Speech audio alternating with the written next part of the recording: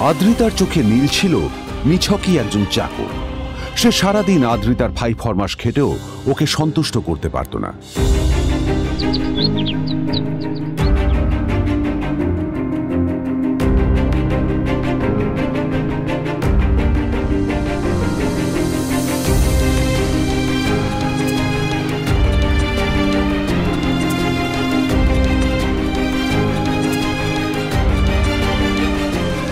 এত কিছুর পরেও কেন একজন ধনী বাবা তার মেয়েকে গরিব ছেলের সাথে বিয়ে দিলেন?